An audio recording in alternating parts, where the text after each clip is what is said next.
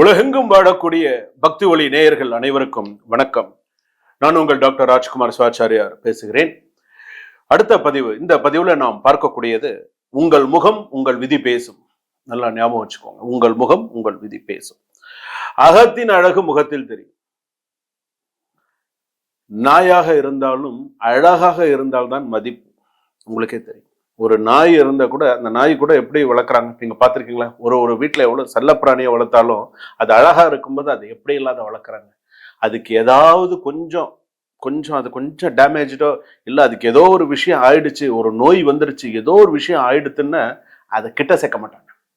எந்த அளவுக்கு அதை வளர்த்தாங்கன்னு சில பேர் அது கிட்ட சேர்க்க மாட்டாங்க. ஒன்று கொண்டு ஏதாவது ஒரு இடத்துல விட்டுருவாங்க, இல்லைன்னா எங்கேயாவது போகிற இடத்துல கொண்டு ஏதாவது விட்டுட்டு போயிடுவாங்க. அதை எதுக்காக சொல்றேன்னா இந்த ஒரு விஷயங்கள்லாம் உண்டு. Beauty is the formation of the curves of the flush அப்படின்னு சொல்லுவாங்க. இது வந்து பார்த்தீங்கன்னா பொதுவாகவே புல்லாகி பூண்டாகி புழுவாகி மரமாகி பல்விருகமாய் பாம்பாகி மனிதராய் கல்லாய் தேவராய் மனிதராய் நம்ம சொல்றோம் இல்லையா, சிவபுராணத்துல சொல்றோம் இல்லையா. மாணிக்கவாசக பெருமாள் அவ்வளவு சிறப்பா சிவபுராணத்துல சொல்லியிருப்பாங்க. முற்பிறவில செய்த சாயல் குணம் எல்லாமே இப்பிறவில சில பேருக்கு தொடர்ந்து வரும் சொல்லுவாங்க. இந்த பிறப்பிலும் தொடர்கிறது அப்படின்னு சொல்லுவாங்க. அதனாலதான் சாமுந்திரிகா லட்சணம் சொல்லுவாங்க. லட்சணம் பொருந்திய அப்படின்னு சொல்றது.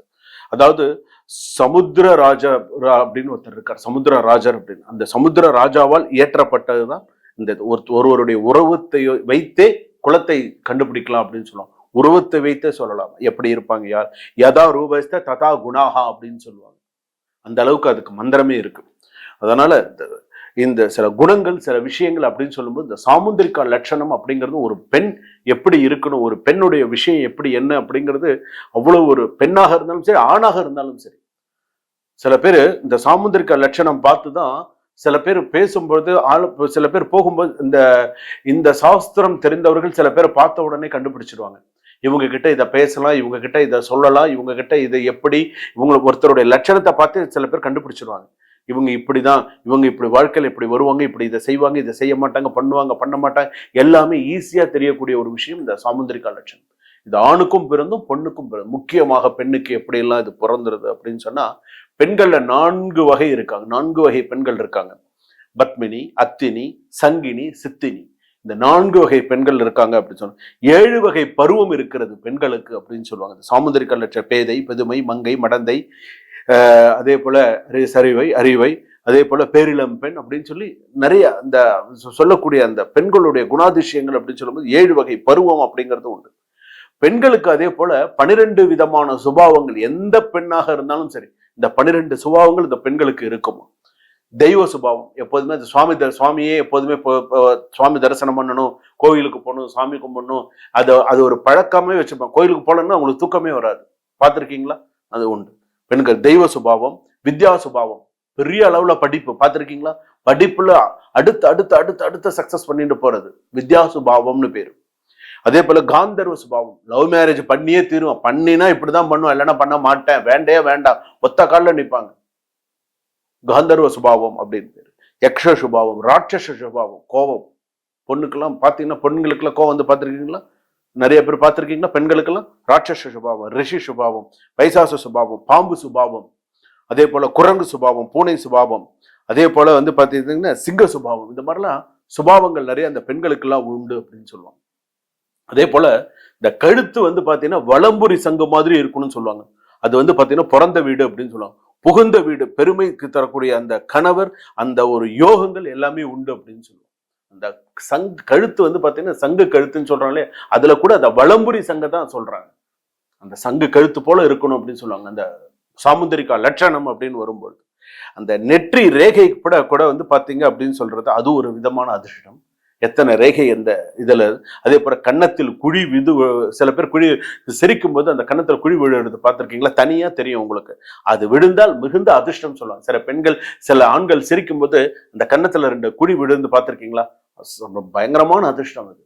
அது சில பேருக்கு தெரியாது. ஆனா சாமுந்திரிகா லட்சணத்துல இதுவும் ஒன்று. ஆண்களுக்கு கூட வந்து பாத்தீங்கன்னா சில லட்சண சுபாவங்கள் அப்படின்னு உண்டு. ஆண்களுக்கு வந்து பாத்தீங்கன்னா மார்பு. ஆணுடைய லட்சணம் அப்படின்னு சொன்னாலும் முதல் மார்பு, அடுத்ததான் அவனுடைய கண். அவனை பார்த்து பேசக்கூடிய அந்த கண் எப்படி இருக்கு அப்படிங்கிறது உண்டு. அவனுடைய மூக்கு எப்படி இருக்கு, அவனுடைய நடை எப்படி இருக்கு, உடை எப்படி இருக்கு, பாவனை எப்படி இருக்கு, நகம் எப்படி இருக்கு, நாக்கு எப்படி இருக்கு, வலதுகண் இடது கண்கள், இதெல்லாம் வந்து ஆண்களுடைய சுபாவம், ஆண்களுடைய சில விஷயங்கள். சாமுத்திரிகா லட்சணத்துல எப்படி இருக்கணும், எப்படி இருந்தால் அவன் நன்னா இருப்பான். சில பேர்லாம் பாருங்க, சில ஆண்களுக்கெல்லாம் பயங்கர லக்கா இருப்பாங்க. சாதாரணமா இருந்தா கூட நிறைய லக்கு உள்ள பர்சனா இருப்பான். அந்த லட்சணம் அவனுக்கு இருக்கும். அந்த அதே மாதிரி லட்சணம் உள்ள ஒரு பெண்ணும் அவனுக்கு கிடைக்கும். அதுதான் அதுல இன்னும் பெரிய விஷயம். அந்த மாதிரி எல்லாம் இருக்கும். அதே போல சாமுந்திரிகா லட்சணத்திலே அடுத்ததுல இந்த நடை அழகு கேள்விப்பட்டிருப்பீங்க. எத்தனையோ பேர் நடை அழகு உண்டு. நடை அழகுலயே வந்து பாத்தீங்கன்னா சிம்ம நடை, கம்பீரமா நடக்கிறது. ரொம்ப ஆள் பார்த்திருக்கீங்களா? சிம்ம நடை சொல்லணும், நல்ல கம்பீரமா நடக்கிறது. யானை நடை, ஒரு பதற்றமின்றி பொறுமையா அப்படியே யானை நடை கேள்விப்பட்டிருப்பீங்க. அதே போல குதிரை நடை, சுவான கதி, சர்ப்பகதி, மண்டுக கதி, ஆட்டின் நடை, இந்த மாதிரி எல்லாம் நிறைய உண்டு. எதுல? இந்த சாமுந்திரிகா லட்சணத்துல இவ்வளவும் உண்டு. அடுத்ததா வந்து பாத்தீங்க அப்படின்னு சொன்னா, இந்த சாமுந்திரிகா லட்சணப்படி நம்ம எந்த அளவுக்கு நம்ம ஒரு பெண் பார்க்க போறோம், ஒரு பெண்ணுக்கு ஒரு கல்யாணம் பண்ணணும், ஒரு பெண் கல்யாணம் பண்ணி, சில பேர் சொல்றாங்க இல்லையா, அந்த காலத்துல வந்து சாமுந்திரிகா லட்சணத்தோடு இருக்கக்கூடிய பெண் எனக்கு இருக்கணும் அப்படின்னு சொல்றாங்க இல்லையா. அந்த லட்சணம் உள்ள பெண் இப்பெல்லாம் இந்த காலத்துல அதெல்லாம் நம்ம பாக்குறோமா? நினைச்சு பாருங்க, கிடையவே கிடையாது. சாமுந்திரிகா பொண்ணு கிடைச்சா போதுங்க, முதல்ல சாமுந்திரிகா லட்சணம்னா அப்புறம் பாத்துக்கலாங்க அப்படிங்கிறாங்க. ஏன்னா இன்னைக்கு காலகட்டத்துல அந்த மாதிரி ஆயிப்போச்சு. இன்னைக்கு ஏதோ ஜாதகம் பாக்குறோமா, அடுத்தது நம்ம கல்யாணத்தை பண்ணினோமா, அடுத்த டேட்டை ஃபிக்ஸ் பண்ணோமா, அடுத்தது போனோமா அப்படிங்கிற மாதிரி தான் நம்ம இருக்கோமே தவிர, இந்த மாதிரி நம்ம ஏதாவது ஒரு சில விஷயங்கள் பாக்குறோமா? சார், கல்யாண பொருத்தம் தான் நம்ம பார்ப்போமே தவிர, பொண்ணுடைய சாமுந்திரிகா லட்சணப்படி இந்த பொண்ணு நல்ல அம்சமா இருக்கா, சில பேர் சொல்றோம் இல்லையா, மகாலட்சுமி ரூபத்தோட இருக்கா அந்த பொண்ணு அப்படின்னு நம்ம சொல்றோமா? சில பெண்கள் எல்லாம் பார்த்தோன்னே சொல்றோமா, மகாலட்சுமி இந்த பொண்ணு வீட்டுக்கு வந்தா மகாலட்சுமி கடாட்சத்தோட இந்த வீட்டுல எல்லாரும் சுபமா இருப்பீங்க அப்படின்னு நம்ம சொல்றோம், கேள்விப்படுறோமா? அதே போல அந்த சாமுந்திரிகா லட்சணம் அப்படிங்கிறது அந்த பொண்ணுக்கு மிக பொருந்திய நட்சத்திரம். இந்த மச்சம்லாம் இருக்கு பார்த்தீங்களா, மச்சத்துக்கெல்லாம் கூட ஒரு விஷயம் உண்டு. இந்த மூக்குக்கும் இந்த இதுக்கு நடுவில் இருக்கக்கூடிய மச்சம் பெரிய அதிர்ஷ்டத்தை தரக்கூடியதா இருக்கும். கன்னத்துல இருக்கக்கூடிய மச்சம், அதே போல இந்த சைட்ல வலது பக்கத்தில் இந்த பக்கத்துல வரக்கூடிய மச்சம், அதே போல முதுகுல வரக்கூடிய சில மச்சங்கள், இதெல்லாம் பெரிய அதிர்ஷ்டத்தை தரக்கூடியது. அதே போல சில பேருக்கு இடது கையில தெரியிற மாதிரி மச்சம் இருக்கும், தெரியிற மாதிரி. சில பேர் அது அசிங்கமா இருக்குன்னு சொல்லுவாங்க. அது அசிங்கமாவே நீங்க என்ன ஒரு இதா இருக்கு அப்படிங்கிற மாதிரி பார்ப்போம். சில பேருக்கு காலில் தெரியுற மாதிரி மச்சம் இருக்கும், அதிர்ஷ்டம்.